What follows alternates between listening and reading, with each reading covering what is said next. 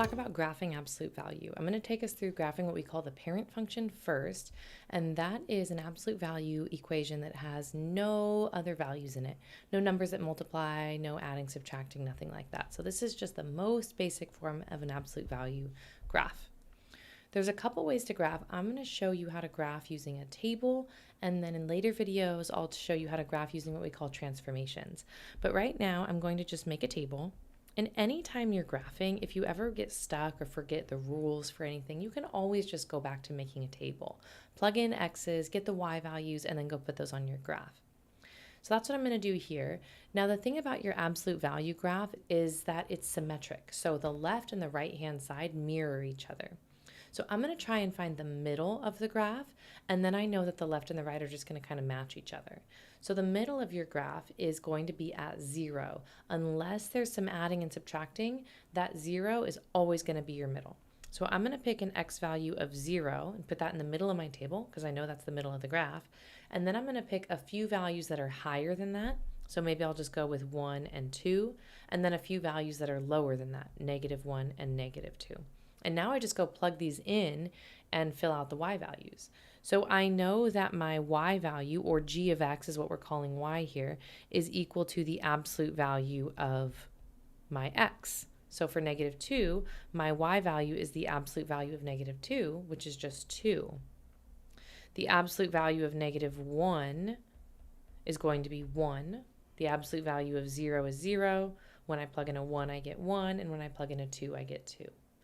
That's all we're doing to get the y values when we plug in our x's. And now I just go plot these. So my first point is -2, 2. So from my origin is right here in the middle of my graph.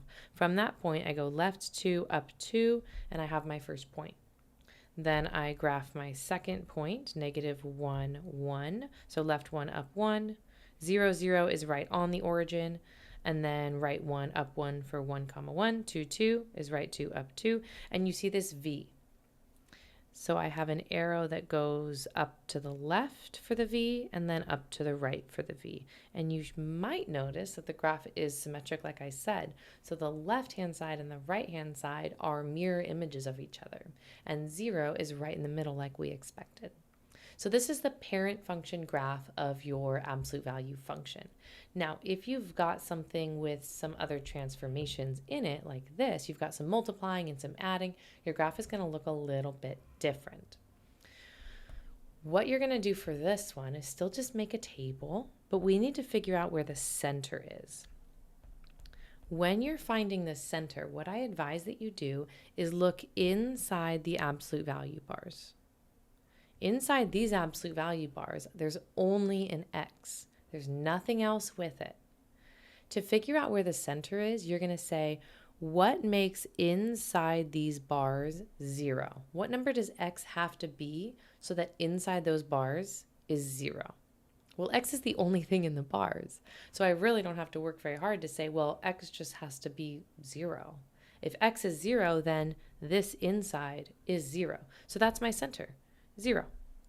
And then I pick 2 numbers higher and 2 numbers lower. And now I just go plug these in. So my first one, y is equal to 3 times the absolute value of -2 plus 2.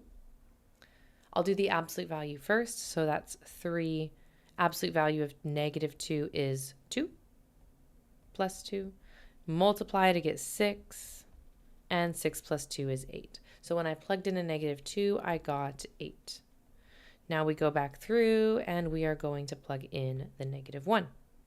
So y equals 3 times the absolute value of -1 plus 2. Do your absolute value first. Absolute value of -1 is 1. Then I multiply and then I add. Go plug in your 0. 3 times the absolute value of 0. Absolute value of 0 is just 0, so that's 3 times 0 plus 2. And I get 2. We'll plug in the other 2.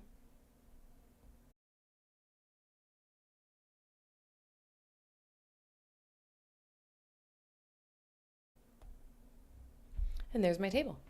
So now all I need to do is go plot my points. My first one is -2, 8, -1, 5, 0, 2, 1, 5, and 2, 8. And I still have that same V shape. All your absolute values are going to be in a V shape like this. And that's my graph. So when you are graphing absolute value, my suggestion is that you find the center first and then just go 2 numbers above, 2 numbers below, plug them in, make a table, and plot your points. So I hope that helped. Thanks for watching, and I'll see you next time. Bye.